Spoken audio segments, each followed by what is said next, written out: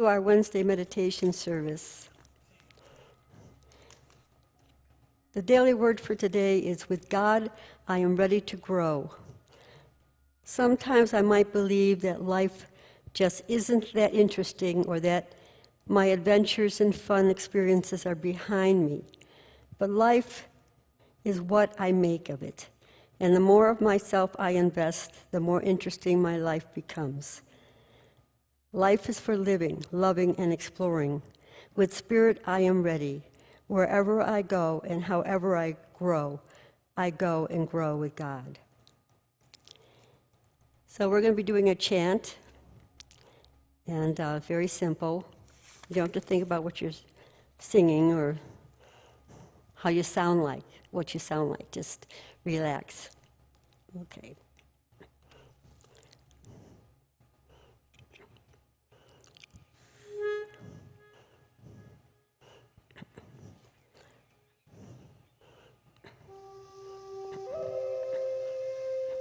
Open my heart,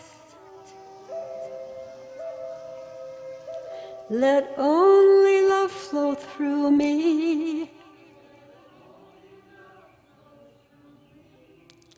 Center my soul upon the path of peace.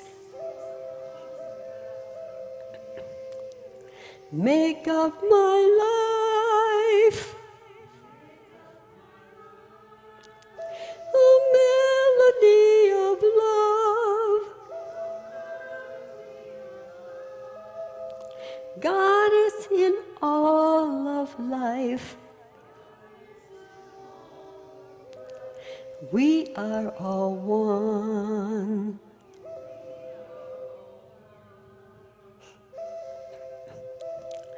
Open my mind, let kindness flow through me. Centered in love, a love with no end. Make of my life a melody of love. God is in all of life. We are all one.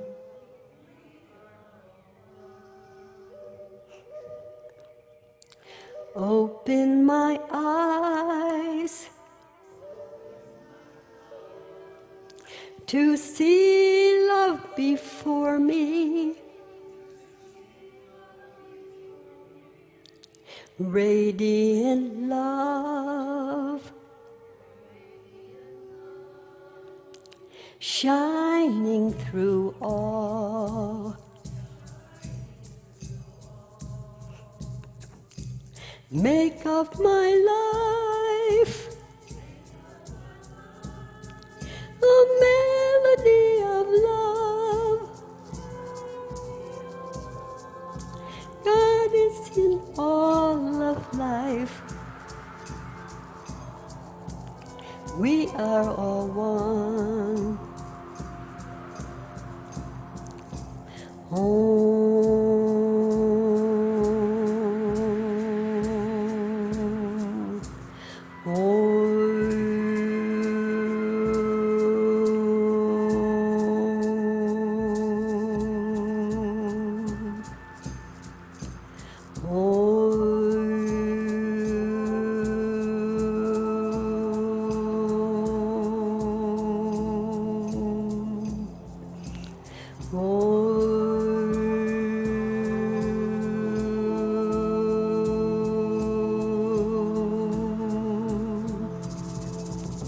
Open my heart, let only love flow through me. center my soul upon the path of peace. Make of my life a melody of love. God is in all of life. We are all one. Creator of all life. Creator of all life.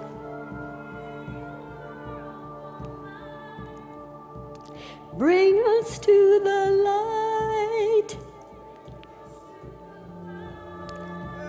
Bring us to the light.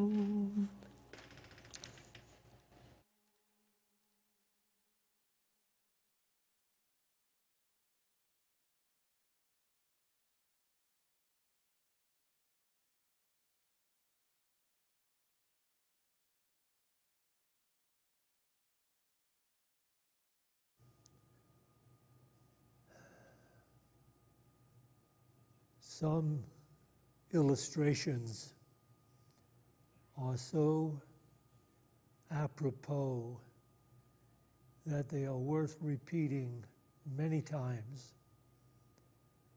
because people will remember the illustration and it will key the teaching that it points to. Such an illustration is this one, which I use often enough. I read this true story that was in National Geographic's magazine. There was an expedition funded, I believe, by National Geographic, or at least they were part of the funding for this expedition, that went to a certain place in the ocean and they gathered fish from that particular area, which were known to only exist in that area. And so they gathered those fish and they brought them aboard. And then they were going to travel 1,000 miles and release the fish in the ocean with, I guess, every now and then one would have a device in it. But they would follow the fish to see if they would return to that place where they were known to come from, and in one place where they were known to be, but not in any other place in the ocean. So that was the experiment. But the experiment went south because the fish aboard the ship that was taking them to this other place in the ocean became sick and listed, and many of them died and floated to the top in the aquarium that they were traveling in. So they were put into aquariums aboard this ship. And then they were going to be taken to this other place.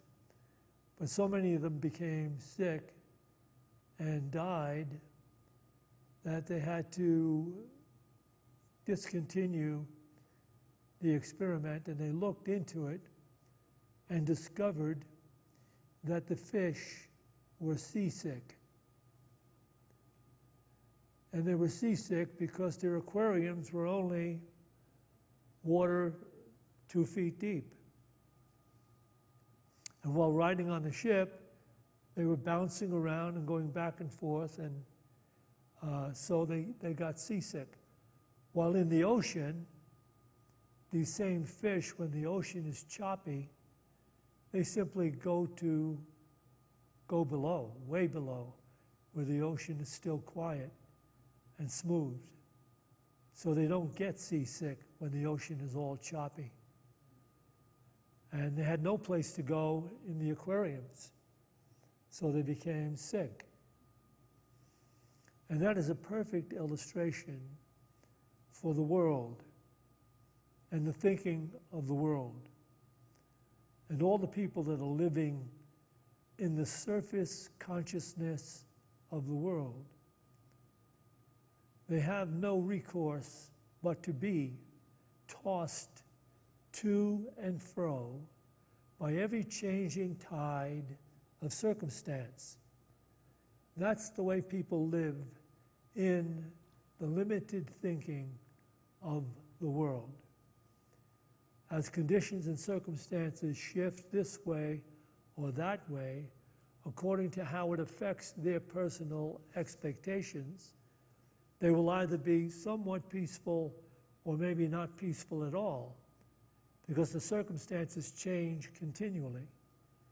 So it is that some people, and this is difficult to realize,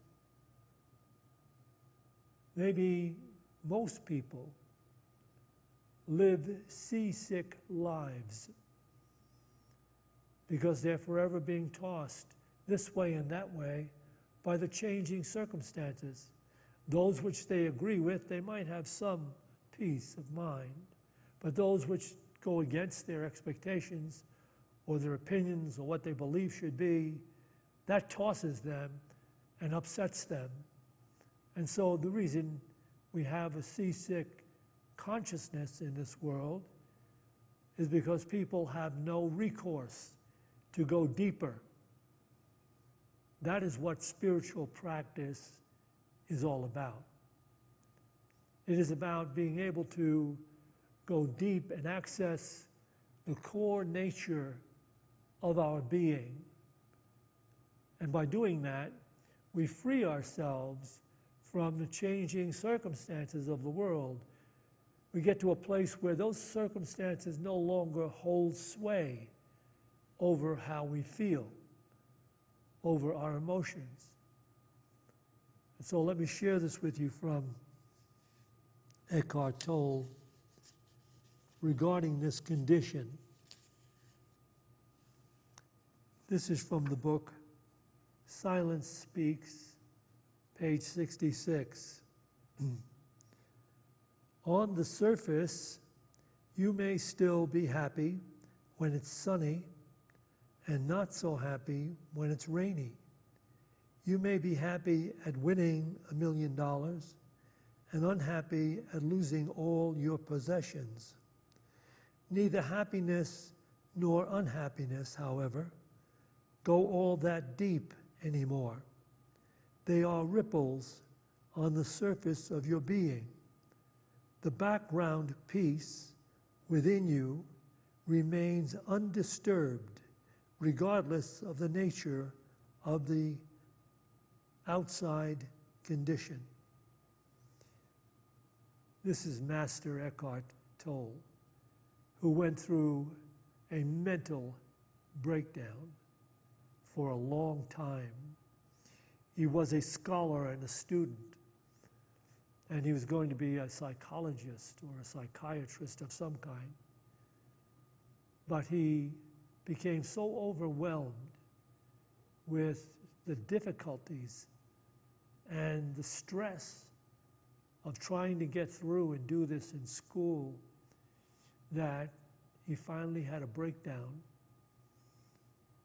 And he spent, they said, about 2 years of his life after that not doing very much. He would go to the park a lot, sit on a bench, and feed pigeons. This is Eckhart Tolle, who's the multimillionaire, dynamic spiritual teacher, whose teachings we're looking at right here. I'll share this with you again. Listen to it. This is insight. This comes from someone who was broken by the changing conditions and stress of living an outer life. On the surface, you may still be happy when it's sunny and not so happy when it's rainy. You may be happy at winning $1 million or unhappy at losing all your possessions. Neither happiness nor unhappiness, however, go all that deep anymore. They are ripples on the surface of your being. The background peace within you remains undisturbed, regardless of the nature of the outside condition. Well, that's where we are in this spiritual practice that we are involved in. Today, people living in the tension and stress and the disappointment of the outer-directed world, the world that the Master Jesus said we would have to overcome to enter the kingdom divine. But those people living that surface life and trying to make it work, ultimately failing as they must, because they are not strictly physical beings, none of us are. But what they do is they try to assuage, they try to quiet their anxiety, their deep worries and concerns by taking pills. They take substances to benumb their brain activity. So they take things like Ritalin or Prozac, something like that, and they do that because they can't sleep at night, they can't get rid of this anxiety that's with them all day long, the fear that they're not going to be able to control the conditions tomorrow, and the conditions are confronting them. This is life in the outer stupid world, okay? Let's finally get that. If you don't get anything out of this, you're not really seriously involved in spiritual practice. Just be awake to the fact that the human condition can be seriously defined as patently insane. Okay? It's the reason why we have senseless wars, unending conflict, and all kinds of discrimination, prejudice, concern, fear, hate, murder. That's the human condition without God. So we want to transcend that. We want to find this deeper core of peace that the masters speak about. And no one is actually excluded from ever coming and finding that. Well, you know as well as I do, if you don't see the madness of the world, you're part of it, unless you've transcended it. Just consider how many people have tried taking these drugs to benumb the mind activity so they can find some modicum of peace. The problem is that when these drugs are prescribed and people take them, they never get off them because they become beholden to the drug to feel relaxed or to feel better than they usually feel when they don't have the drug. That's why addiction comes with taking the drug too often. Medical practitioners possibly today are getting to know more about this, and so they're not allowing their patients to continue to take these drugs. It's certain that some people can meet conditions and circumstances that are really problematic and difficult. They might need a drug for a little while to just help them get back to center. But after that, you've got to take the drug away. And you've got to take it away from them, because if they continue on the drug, what the drug will ultimately do, it will replace, listen carefully to this, it replaces those particular hormones that bring us peace in the chemistry of our body. When they're replacing them in our lives, eventually the body stops producing these hormones that bring us peace and make us feel relaxed and even allow us to feel joy. So you see the difficulty in this. As a matter of fact, you just have to look at the statistics of the opioid crisis. I mean, I don't know how many, multi thousands of people became brain fried and died from taking too much of these drugs that calmed their minds, that lifted them out of their depression, out of their anxiety, out of their fear. Some people try to do it with alcohol. And they do that until they are so distorted and so sick that they can't be helped either. I worked with them. Alcohol is a brain destroyer. There's nothing wrong with a couple of glasses of wine when you go to dinner or something like that, but when you are literally imbibing alcohol to get over the limitations you sense in your life and all of the worry and stress that goes with trying to make the world work according to your expectations, that's going to finally kill you and make you mentally disabled. I know this as a fact because I worked in the Manhattan Bowery Project. The Manhattan Bowery Project was an attempt to help destitute alcoholics who were out on the streets in the Bowery, which was, at that time and still may be, the armpit of creation. There was nobody there but people that had lost their way in life, and many of them simply were alcoholics. They will drink anything. They were drinking nail polish. They were drinking Sterno. They would sniff glue, anything to try to take their mind away from recognizing their dilemma.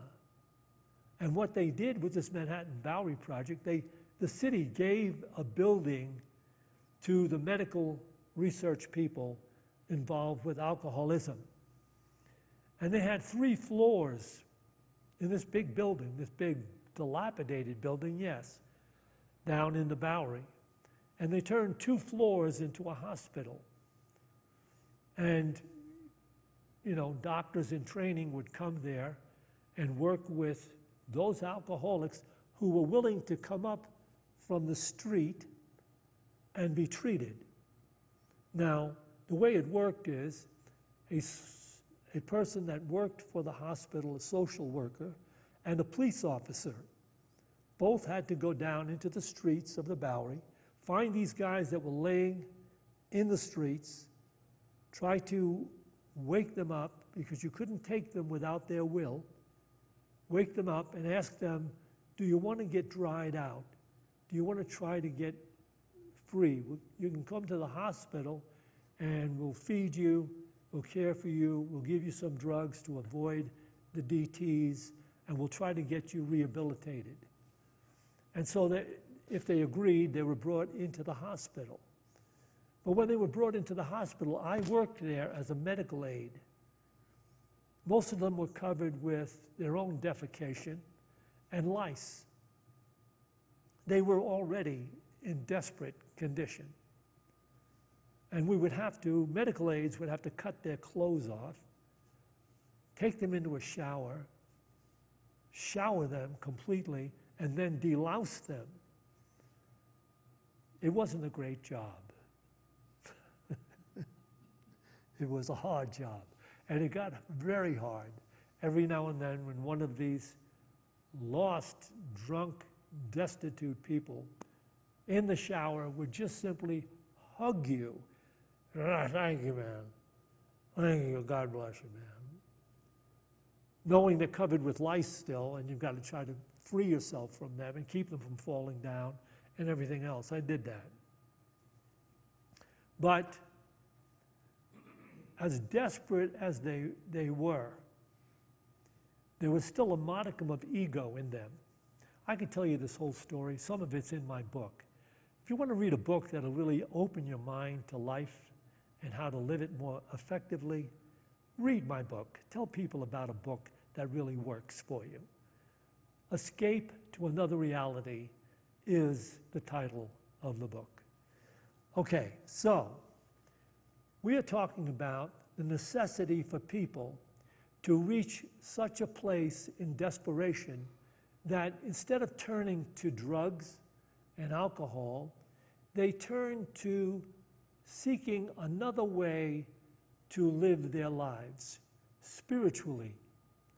They seek God, or they run into some people that are involved in spiritual practice, or they have a book that comes their way that opens them up to the possibility that there's another way to live above the pain, the sorrow, and the sickness of the world. And so they start their path toward the reality of their own divinity.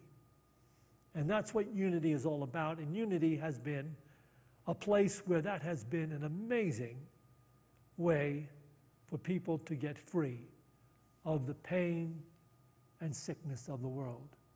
And by the way, Alcoholics Anonymous is another great program, a tremendous program. And it works very simply because it starts with the necessity for you to surrender the ego in you that says you really know what's best for yourself.